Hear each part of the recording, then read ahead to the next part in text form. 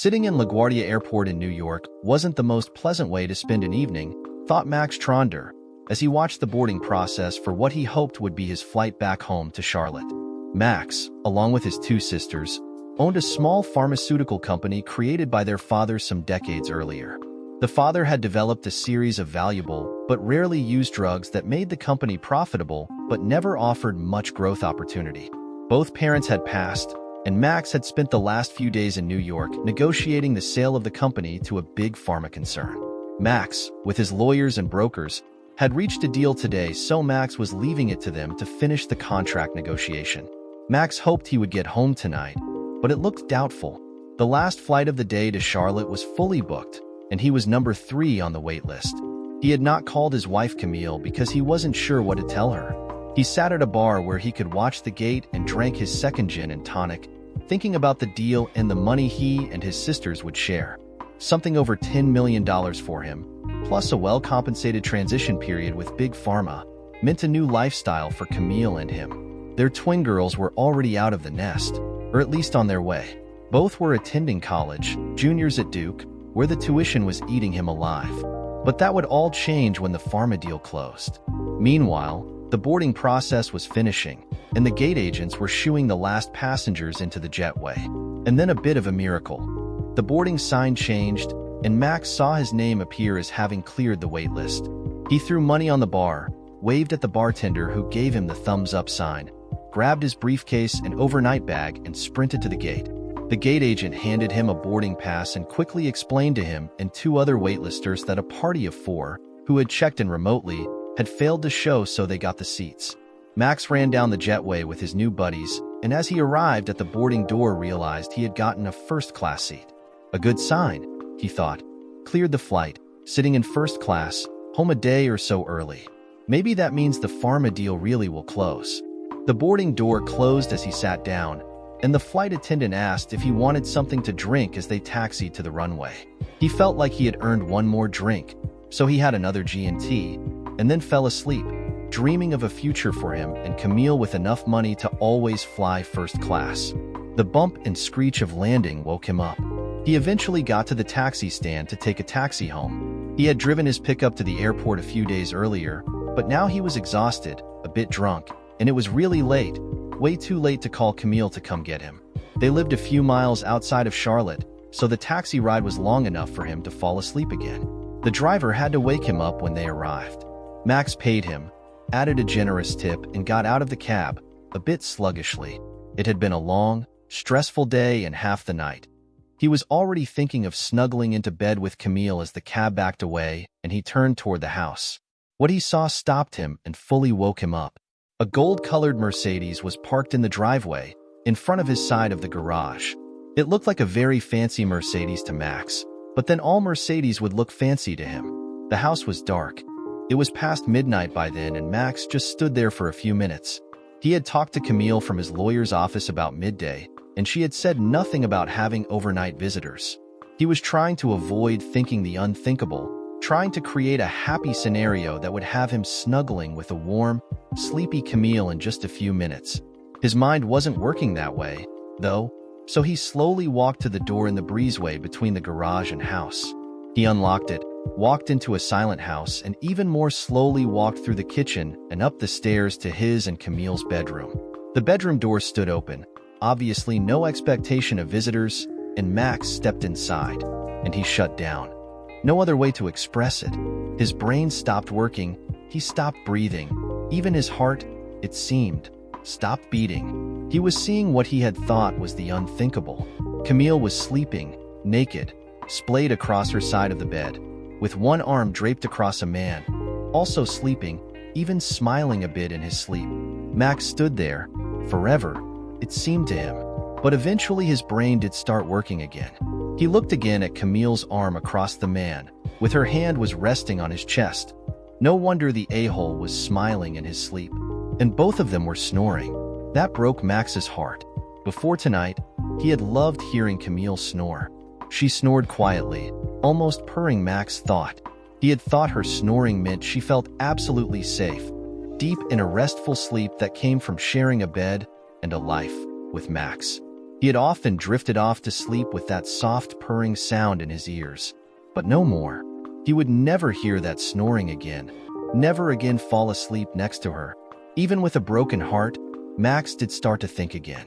He saw the man's clothes, folded carefully, laying on a chair Max where had sat hundreds of times. A smoldering fury was beginning to burn inside Max. He picked up the pants and pulled out the wallet and car keys, then stopped to think some more. He could get a tennis racket out of the bedroom closet and use it to beat the man, hereafter referred to as a hole, he decided. He could also beat Camille. Both of those actions, while satisfying in the short term, could cause big trouble for Max in the long term. Another idea was beginning to form. He pulled out his cell phone for a few incriminating pictures as the idea germinated and expanded. Max finished taking pictures and then picked up all of A-hole's clothes and shoes. A-hole was a big guy. Max was 5'10", about 160 pounds. A-hole looked to be at least 4 or 5 inches taller and maybe 50 pounds heavier. The tennis racket might not have been a good idea even in the short term. With the clothes and shoes in hand, Max took one last look at his wife, his loving, loved wife, the mother of his precious daughters, and hardened his heart against that love that had nourished him for more than 20 years. He left the bedroom, no tears yet, headed back down the stairs and outside. The key fob beeped, the Mercedes doors unlocked. Max put his briefcase and overnight bag inside and slid into the driver's seat. He had never been a fancy car aficionado, but as he sat inside the Benz he realized he liked it. He figured out the controls, put it in gear, and drove off. After about a mile, Max pulled over and took a look at A-hole's wallet. The usual stuff: some money, business cards that ID at A-hole as Franklin Thompson, senior sales associate at a local Mercedes dealership, a driver's license that showed an address in Charlotte. If A-hole had a family there, Max thought he could cause some real trouble, certainly for A-hole and maybe for Camille also. In the meantime, Max was exhausted, and he headed for a nearby motel and a night's sleep. Camille Tronder was a very careful person. She knew she was not as smart as her husband Max, but her carefulness had let her affair with Franklin Thompson go on for almost 5 months.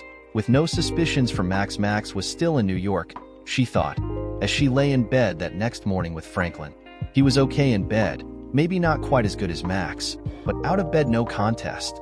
Too much of a car salesman, she thought as she was concluding that it was time to end the affair.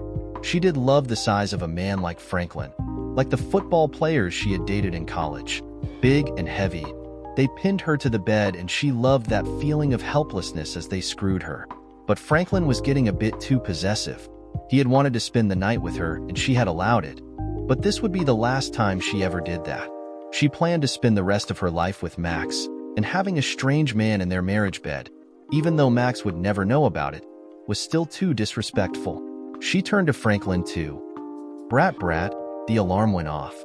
7 a.m., time for one last, quick wake-up sex, this time with Camille on top, and then both of them to shower and off to work. She would call Franklin later today, and gently but sternly tell him the affair was over. The sex was quick. He came and she had an okay but not great climax. Then she climbed off and headed to the shower. Back in her bedroom, she was dressing when Franklin came back from the guest room shower, with a towel around his waist.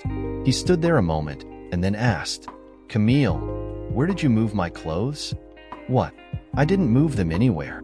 Where did you put them last night?" "Right there on that chair. But they're gone." "Did you take them into the guest room with you? They must be here somewhere."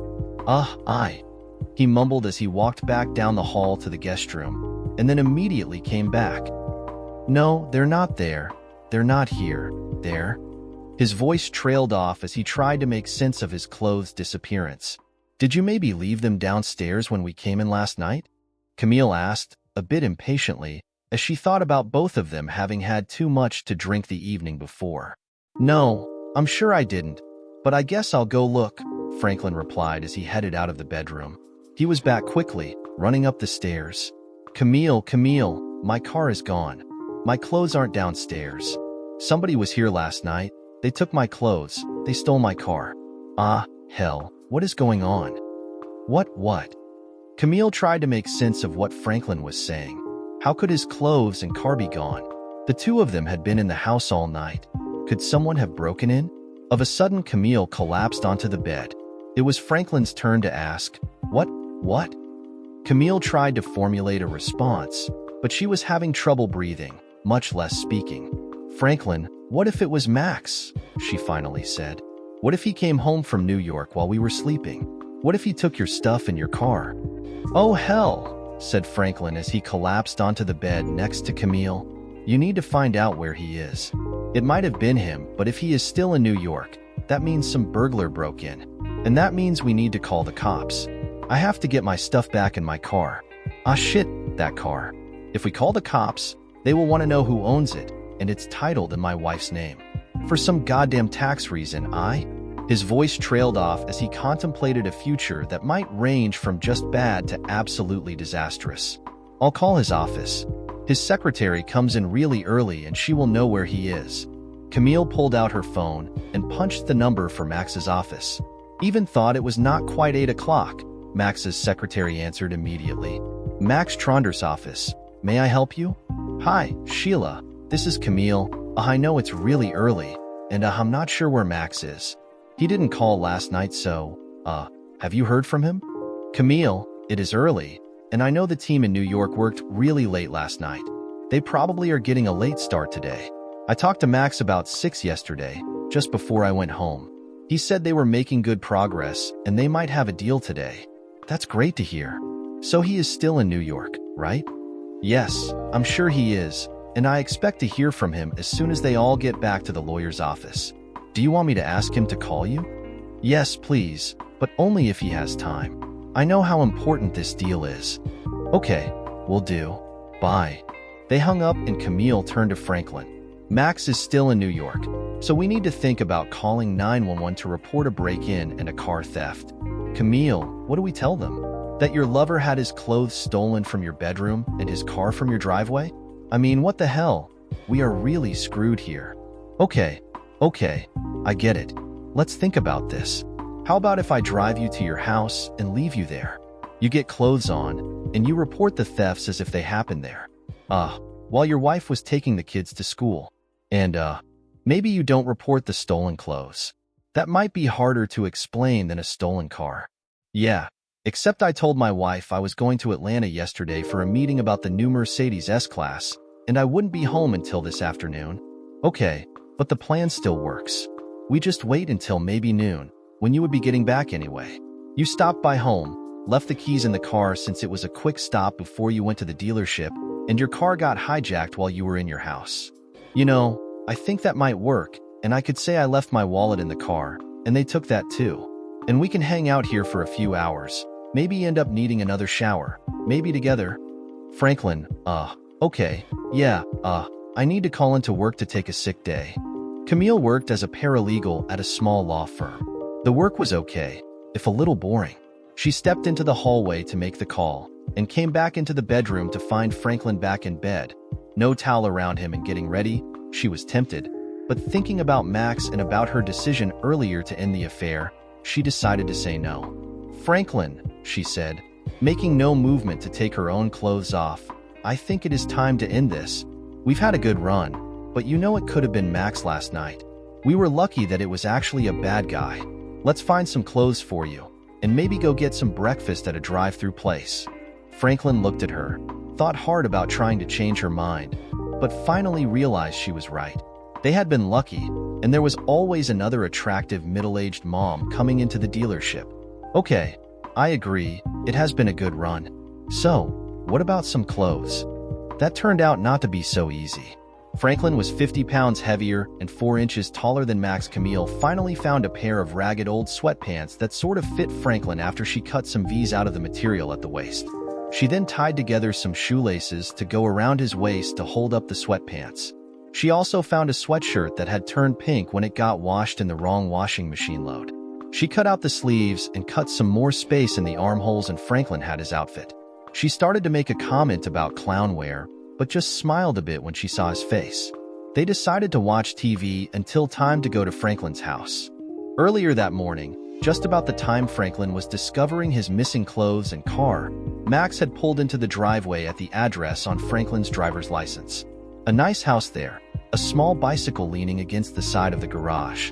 Max sat in the car for a moment, thinking, wondering, still no tears.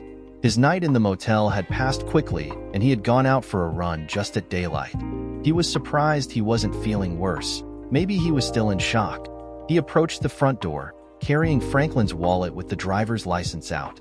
He rang the bell, and a young woman, looking still in her 20s, attractive in a frazzled sort of way, answered the door. Max had on his suit from the day before in New York, a white shirt, looking wrinkled now, no tie. He didn't look his best, but he hoped he didn't look threatening. He held up Franklin's driver's license so the woman could see it and pointed at the gold Mercedes. Before he could say anything, the woman slammed the door in his face, but then opened it again in a few seconds, holding up her cell phone. "I have 911 on my phone, ready to hit send, unless you tell me my husband is okay." "Ma'am, I have a picture in my phone of your husband and my wife in bed last night, naked and sound asleep. Frankly, I don't think your husband is okay, and I don't think my wife is either. If you want to call 911, go right ahead and I'll just wait in the car." They looked at each other for a moment, until her face fell, and she opened the door to let him in. She started to say something when they both heard, "Mommy," from the kitchen. "Wait here, I'll be right back." She turned away, going back to the kitchen. Max assumed. He heard voices, hers, and at least one child's voice. She returned, holding out a cup of coffee for him. "I hope you drink it black. I have to get my kids ready for school and then drive them. I'm afraid I trust you right now more than I trust my husband. You can stay here until I get back and then we'll talk." "Okay." "Fine," Max replied. "I'm afraid you and I are in the same boat." He sat down in the living room, and soon the woman and two kids appeared. She introduced him as a friend of Daddy's and hustled them out the door. Max just sat there, drank the not very good coffee, thought about calling his office, but in the end just sat there. When the woman returned, she ran up the stairs off the living room without speaking. A few minutes later she came back down, looking better with her hair combed and wearing some makeup and lipstick. She held out her hand to Max. As they shook hands, she introduced herself. "Sorry about the turmoil earlier. I'm Molly Thompson, currently married to Franklin Thompson, who is currently involved with the woman to whom you are currently married." Max had to laugh at her turn of phrase, and it felt good to laugh. "You are absolutely right about all the currentlys. I'm Max Tronder, and my wife is currently Camille Tronder." He then explained what had transpired the night before and watched Molly's tears start to fall. "Camille and I will be getting a divorce, and I'm sure the pictures will help me get a decent settlement. I can send them to your phone if you think you might need them." "Yeah, I guess I should have them," Molly replied, with dead eyes looking at Max. He reached for his phone, but stopped when she said, "Wait, don't send them to me. If I see them, I will never get those pictures out of my mind's eye. You keep them, and if I need them, I can call you." "Right." "Sure," Max said, but then added, "I may not be in my current job much longer, and I will definitely not be in my current home any longer. Let me give you my lawyer's name and number. You can always reach him if you need the pics, or if you need any help in a divorce situation." "Okay, thanks," Molly said. "But what do we do right now? Are you returning the car? Are you going to wait for Franklin and try to beat him up? You saw him. You could see he's a pretty big guy, even though he's gotten sort of fat.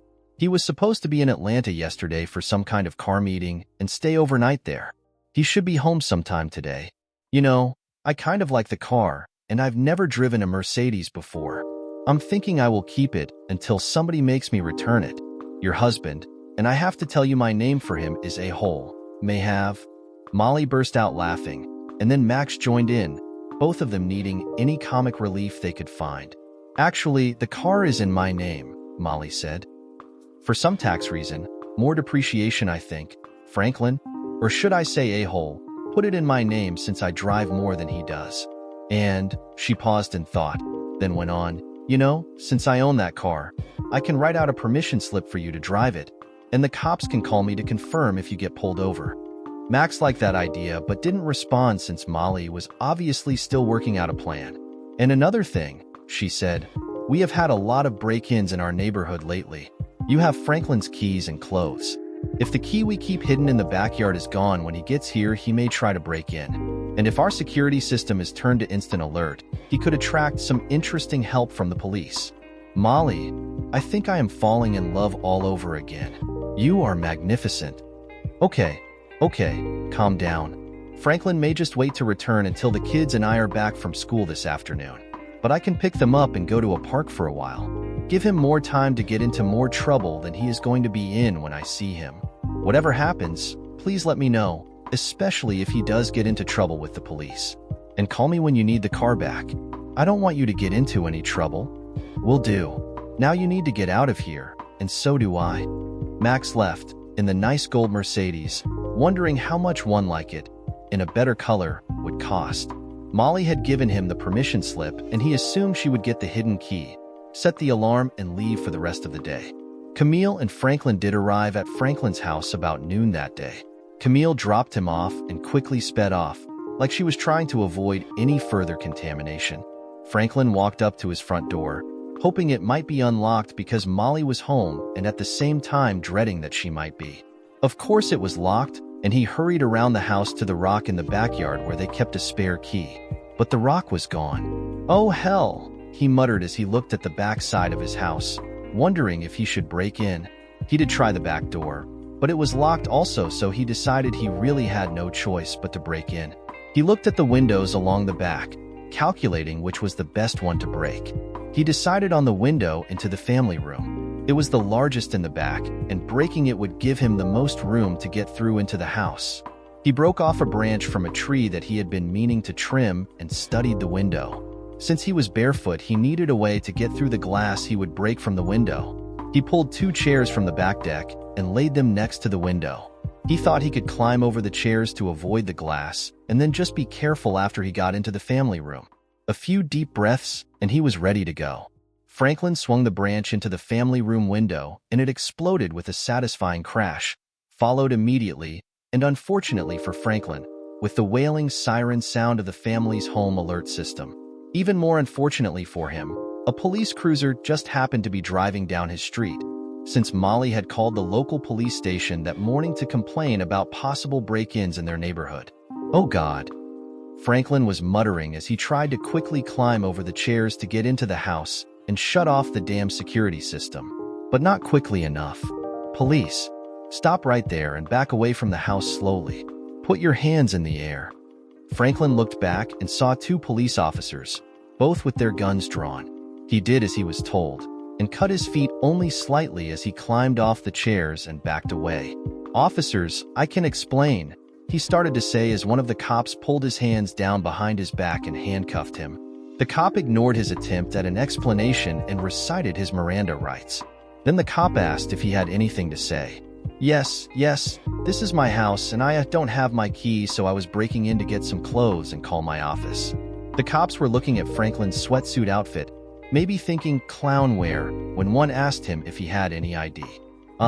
No, I don't. You see, I lost my car and all my clothes and stuff, and I just need to get in so I can get some real clothes. How did you lose your car, sir? Well, I was staying last night at a friend's house and this morning the car was gone. Just gone? Did you report the mysterious disappearance? Did you maybe leave it at a bar somewhere? Franklin was stumped. He didn't want to reveal where he had been, or why he had not reported the car's disappearance, but he also didn't want to go to jail for trying to break into his own house. And the handcuffs were really uncomfortable. Then he came up with a solution that might work. You can call my wife. She can identify me, and maybe you could drive me to my office. I can get some help there to get some clothes. He knew that he would take a lot of shit at the car dealership, but that was a lot better than going to jail or having Molly come to the house. One of the cops took Molly's phone number from Franklin and walked off to call her. Franklin could hear the cop's side of the call. Ma'am, this is Office Riles with the Charlotte Police. We are at, he gave the address, and we have a man here who claims to be your husband. He was trying to break into your house because he lost his clothes and yes, ma'am. No, ma'am. Yes, ma'am. We certainly will. Thank you, ma'am. He turned back to Franklin. The lady says her husband is in Atlanta and anyone breaking into her house must be a burglar. She hopes we put you in jail and throw away the key. But, Franklin was almost crying as the cops marched him to their cruiser for the ride to the station. And Camille, she had driven to her office, half a day late, but she would make it up. Still wondering about Max since she still had not heard from him, she called his cell phone, but no answer. Then she called his office again. "Hi Sheila, Camille again. I'm getting a little worried about Max since I still have not heard from him." "Have you?" "No, I haven't. I guess that means he is still in New York with the lawyers, but it is really unlike him not to have called. You do sound a little worried, so I'll call up there and check on him, and either he or I will call you back in a few minutes." "Okay. Thanks, Sheila. You're the best secretary in the world." A few minutes Camille did get a call back. "Camille, it's Sheila. I talked to one of the secretaries in the law office, and she said Max left late yesterday, hoping to catch the last flight down to Charlotte. So I called Max's cell phone to check on him. I did speak with him, and he asked me to tell you he would call you later." "Okay. Thank you, Sheila." Thank you," said Camille as she disconnected. A snake started growing in the pit of her stomach. Max hung up from his call with Sheila. He was driving the gold Mercedes to a new lawyer, a divorce lawyer recommended by Fred Thomas, his longtime business lawyer. He trusted his business lawyer, and he hoped he would be able to trust the divorce lawyer. "Mr. Tronder, please have a seat. Ms. Reinhardt will be with you in just a moment," the receptionist informed him. He sat down, somewhat comforted by the lawyer's office. No expensive furnishings, but not cheap-looking either. Before he had time for more worrying, a 50-ish, somewhat stout lady with obviously dyed red hair walked into the reception area. "Mr. Tronder?" Max stood and nodded, and she continued, "I'm Anna Reinhardt.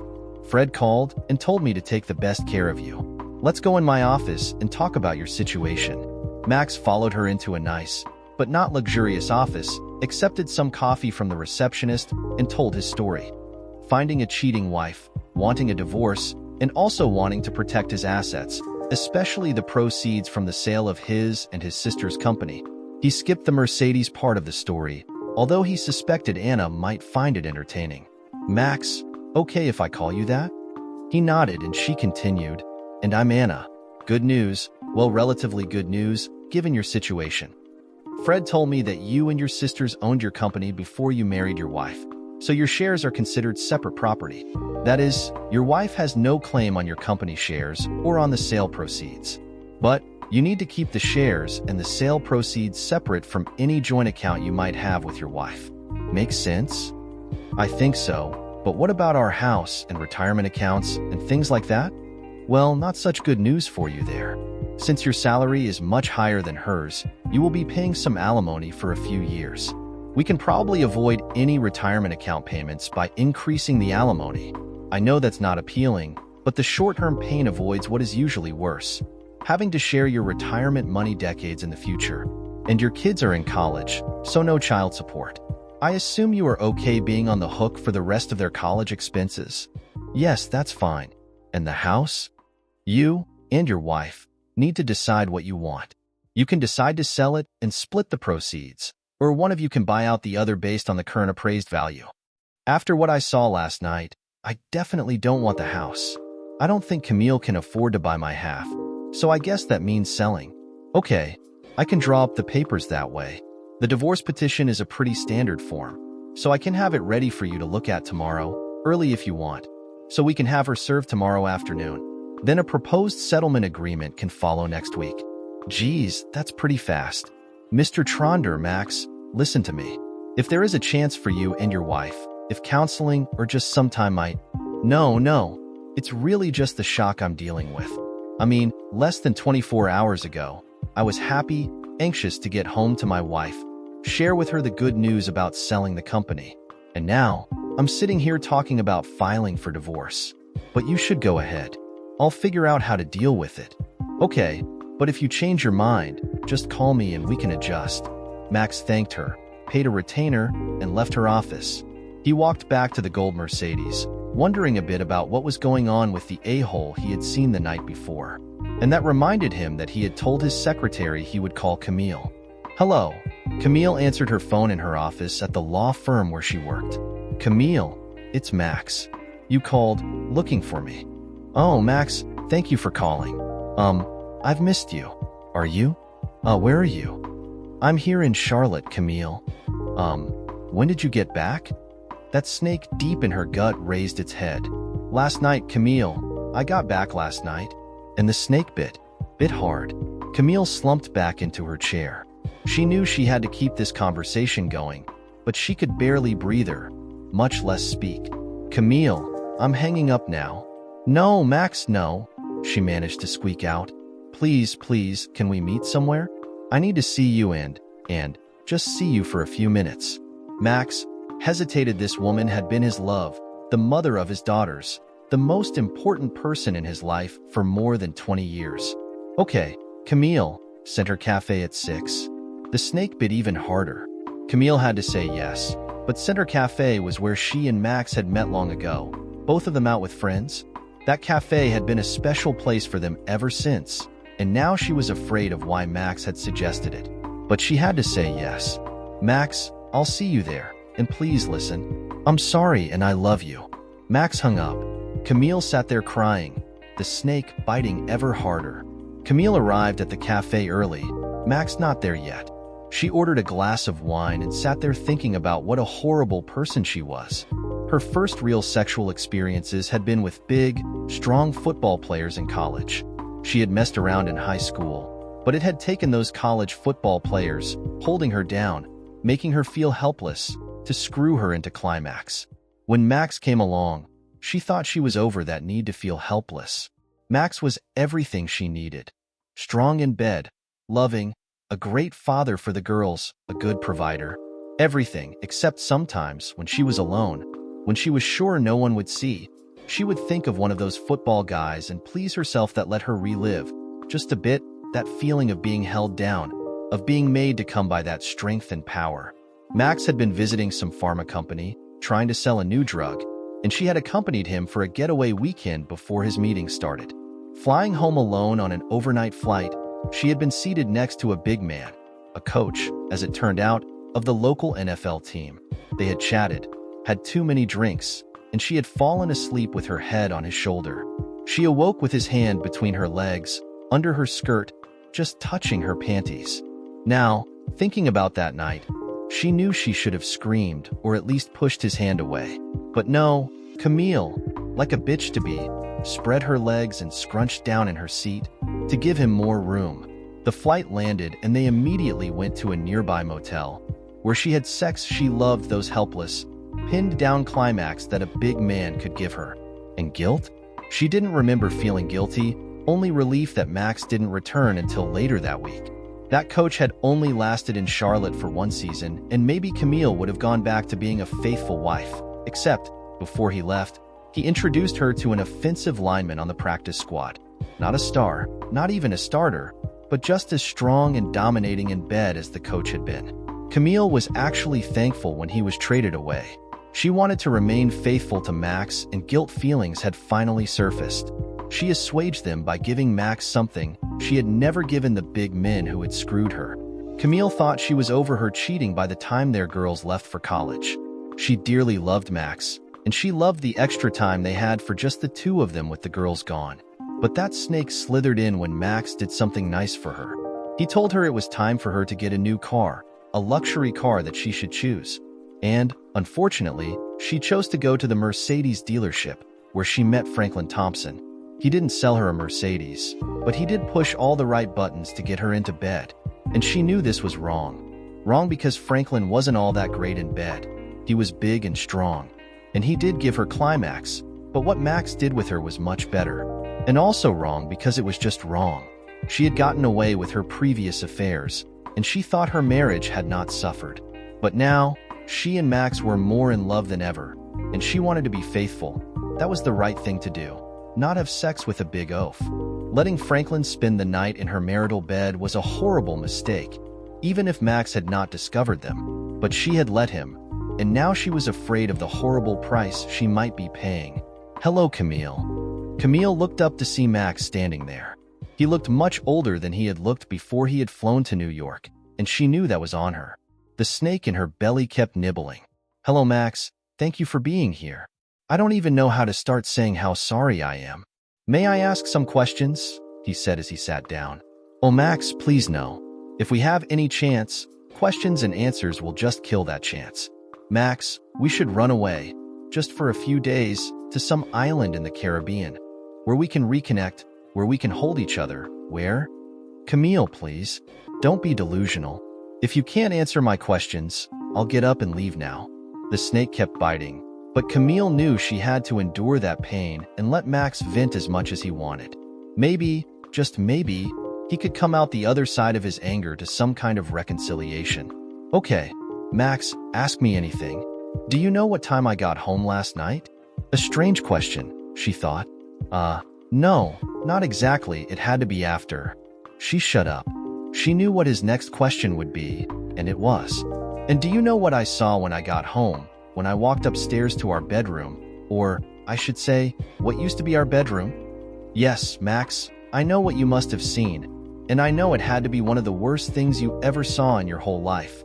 And I know it is entirely my fault that you saw that, and I beg you to please hear me.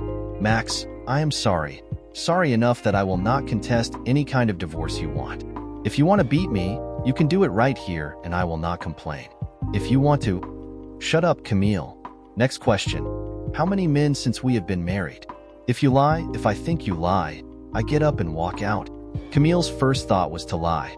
Her second thought was that lying was just too risky, and her third thought was that her marriage was most likely dead anyway. 3, Max. 3 men that I wish now I had never met. I think I see in your eyes that our marriage is over, and I understand that. You deserve someone better than I am. I'm willing to do just about anything to give us another chance. But I understand if you want to not have anything more to do with me. Get a lawyer, Camille. You will be served with divorce papers tomorrow.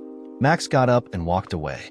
Camille sat there, too stunned even to cry at first. As she processed what Max had just said, that snake in her gut bit hard and she did start to cry. Max walked away from the cafe, remembering how he and Camille had first met there, decades ago now, and wondering if this latest meeting would end up being the last time they ever had any kind of intimate conversation. Intimate, he thought bitterly. That must be the worst kind of intimacy. To hear your wife saying she has screwed other men, and seeing her with that toad Franklin, in their bed, asleep, her snoring for God's sake. How could he ever get over that? Maybe he could have dealt with 3 faceless men over the 20-plus years they had been together. Just maybe, with counseling and lots of groveling on her part, maybe. But he would never get over that scene in their bed. Their marriage was over. And sitting in that damn gold Mercedes, he finally started to cry.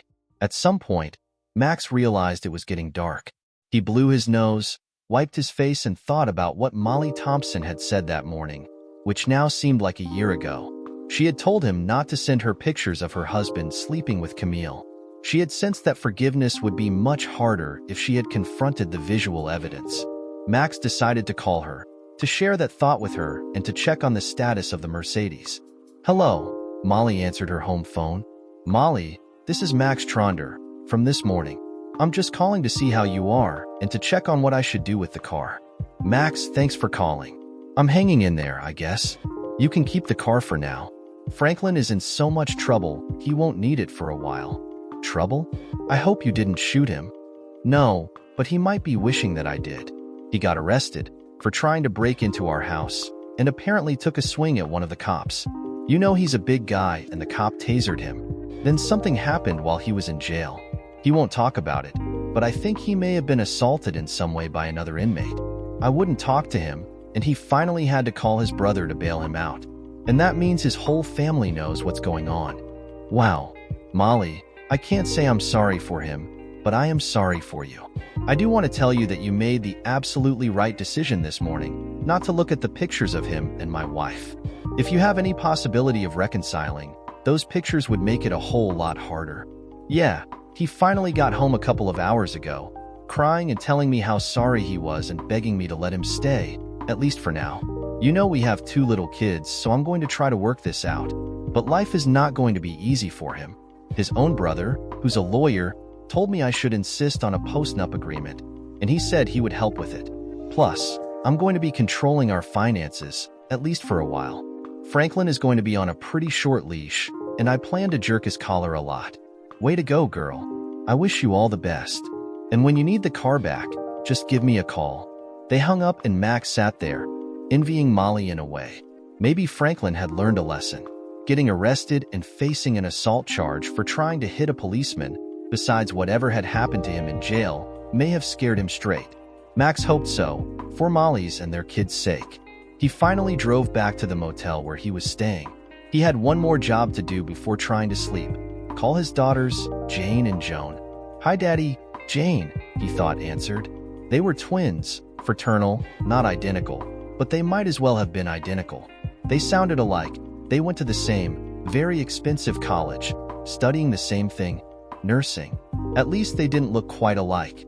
Close and obviously sisters, but not so obviously twins. Max often confessed, but only to himself, that he was happy they were not identical. They were very good at ganging up on him, and he thought it would be even worse if two identical young women were working him to get a car, permission to stay out late, money to go to Florida for spring break, whatever the daddy please request of the day was. But he also confessed, again only to himself, that he loved to spoil them. "Janie," he responded. "Yep, you guessed right. Of course, you had a 50/50th chance. What's up?" "Listen, tomorrow is Saturday, and I would like to take you and your sister out to breakfast. Well, let's call it brunch, maybe 11 o'clock or so? At that bistro on 4th Street where we have gone before?" That's fine with me. Hold on a sec." He could hear noises and then she was back. "And it's fine with Joan too. Can we?" He quickly interrupted her, because their last brunch had included 6 or 7 of their friends. "Let's make it just the 3 of us for tomorrow, okay?" "Sure," Jane answered. "But tell me what's—" "Again," he interrupted, not wanting to start a conversation on the phone that would be hard enough in person. "Listen, I need to run. See you at 11. Love you, and tell your sister I love her too. Bye." And he hung up. He hoped she would not call Camille, but he couldn't have told her that. She would have then called Camille immediately. 11 tomorrow morning would come quickly enough. After Max left the cafe, left her with his advice or warning or curse or whatever, to get a lawyer, Camille's tears were hard to stop. She knew she had screwed up everything. Her marriage, her family, her whole life. She knew her daughters would find out, her parents would, all her friends. She would probably lose Max's and her house. And Max, poor Max, to have seen her lying in their bed, naked, probably with that goddamn Franklin having a hard-on. That scene must have just about killed Max, and Camille's tears continued. A waitress finally came over and asked if she needed to move to the ladies' room. Camille snuffled up her crying and managed a no thank you. She paid the bill and left, heading to the soon-not-to-be-her home anymore. When she got there, she found some gin, in the totally wrong amount. Not enough to make her pass out, but too much to help her figure out how to get Max back. After she drank it all, it did help her fall asleep, hoping for some kind of miracle to bring back her Max. Max was sitting in the bistro at 11 the next morning when his daughters walked in. He had reviewed and approved the draft divorce petition early that morning, and then had driven the 2 hours from Charlotte, using the time to figure out how and what to tell Jane and Joan. But first, the usual. Hugs and kisses, how was school, how was work, food ordered and eaten, plates cleared, and then, finally, the real conversation. "Daddy, we know something is wrong," Joan started. "You look kind of sick. Are you here to tell us you have cancer or something? And if you are, where's Mom?" "Girls, yes, I do have bad news, but it's nothing physical. No one is going to die and—" "It's Mom," Jane interrupted. "She has done something horrible. Oh my God. Is she running off with one of the lawyers in her firm? A young hard body that Joni or I should be chasing." Both girls erupted in laughter, caught up in the absurdity of the idea, until they saw that their dad was not laughing. "Daddy, no, not Mom, not." Joan could not finish her fear out loud. "Girls, listen to me carefully. Yes, your mom has cheated. She has cheated on me, but that doesn't mean she has cheated on you guys." "Yes, it does, Daddy," Joan said through tears. "If her cheating is breaking up our family, then yes, she is cheating just as much on us as she is on you." Both girls were crying, and then Max was crying too. The girls got up and were trying to hug their dad and hug each other at the same time. "Dad, let's get out of here," Jane said. "There's a park about 2 blocks away, and we'll have more privacy there." People were staring a bit. So Max quickly paid the bill, and they walked to the park, a girl on each side of him, all of them holding on to each other. "Tell us, Daddy," Jane said after they found a bench to share. We deserve to hear how bad this is. She's right, you know, Joan chimed in. We're pretty grown up and we can handle it. On my way driving over here, I wrestled with what I would tell you, Max started. I agree. You are both grown and yes, you're right. Your mom did cheat on all of us. I'm afraid I found your mom in our bed at home with another man, and she later confessed that there had been other men before him. I think I'm still in some shock, but I know your mom and I cannot come back from this. I have already talked to a divorce lawyer, and your mom is going to be served with a divorce petition later today. More tears from all of them, and then, finally, silence, as they all thought about the news and about what their futures would be. Girls, as bad as this is, you need to put yourselves and your schoolwork first. There is plenty of money to cover your senior year here at Duke, and if either or both of you want to do graduate work, I suspect I can find some money to cover that also. But there's a quid pro quo here. They both looked at him. What did he mean? I am happy to pay for your education, but I expect hard work and good grades from you. Yes, what your mom has done makes concentrating on school harder, but you told me you are grown-ups, and real grown-ups, mature, disciplined people, can handle adversity like this. Right. They looked at each other and started crying and hugging him again. Yes, Daddy, you're the best, and we will absolutely, positively, not let you down. Joan was giving him the reassurance he needed to hear, while Jane was looking thoughtful. Daddy, Joan's right. We will not let you down. But what about you? Are you going to be okay? What are you going to do? Well, you can get a lot of thinking done during a 2-hour drive. First, I want both of you to know that what you have said doesn't surprise me one bit. I know you will continue to do well in school, and I will continue to be proud of you. As for me, what your mom has done has beaten me up pretty badly. I could crawl in a hole and just, suffer, feel sorry for myself, try to figure out a way to reconcile with your mom. But I figured out that is not taking care of me. All my adult life, I have been taking care of other people. Starting to work at your grandparents' company, I was taking care of them, and then, after they were gone, taking care of my sisters since they own their interest in the company, and then taking care of your mom, and taking care of you guys. It sounds like I'm complaining, but not really. The company will be sold soon, and that gets me off the hook for my sisters. Camille is gone. And you guys, I promise I am happy to take care of you, to help you get started on your adult lives. So that's what? 2 home runs out of 3 in terms of women in my life. Not bad at all. That leaves me. And you know what? I am looking at this whole cheating and divorce thing, not as the worst thing in my life, but as a chance for a new life. A whole new life devoted to taking care of one person. Me. Okay. Dad, really? I mean, if you really mean what you're saying, that's great, said Joan. Jane was a little more skeptical. Dad, what does all that really mean? A new life? What? Working for another pharma company? Buying a farm? What? Good question, and I actually have a good answer. No specifics yet, but this new life is going to be physical. I'm going to run marathons, climb mountains, sail across the Atlantic, hike the Alps, go on safaris. There are a million things for me to do. And you know what? While I'm doing these things, I might meet a pretty woman doing the same things, and who knows? Damn, Dad, that's amazing. Both girls looked at him with their mouths hanging open. This was their dad, not some adventuresome stud. Did you really come up with all this driving over from Charlotte? Jane asked. Well, yes, partly, but also, I haven't slept much, and my mind has been spinning around, coming up with different ideas. I mean, I could start drinking and feeling sorry for myself, but instead I'm going to make the best of this mess. Trust me, I'm going to be okay. Max left his girls, with more hugs and kisses, and a few more tears, to drive back to Charlotte. Still in the gold Mercedes. As soon as Max left, the girls were on the phone to their mother. Hello. A scratchy voice answered the phone at the Tronders residence.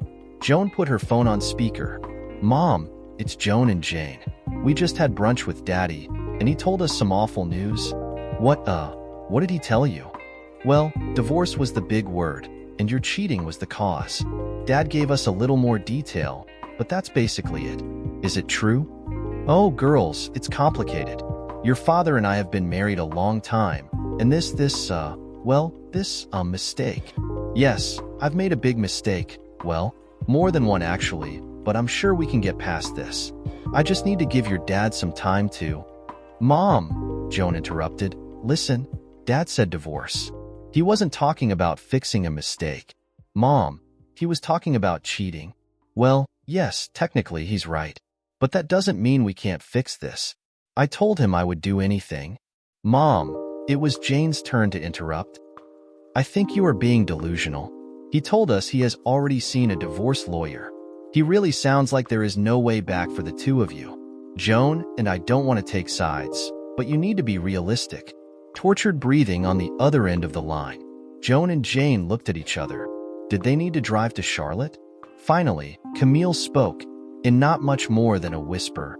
I know I have screwed up, ruined my marriage. I think your dad hates me, and he's right. I have done hateful things. Your dad told me to get a lawyer, and he's right about that too. I'm sorry, girls. I know this is awful for you too." "Mom, don't worry about us," Joan said. "We'll be okay, and I know Dad is doing the best he can. You need to take care of yourself. Getting a lawyer sounds like a good idea.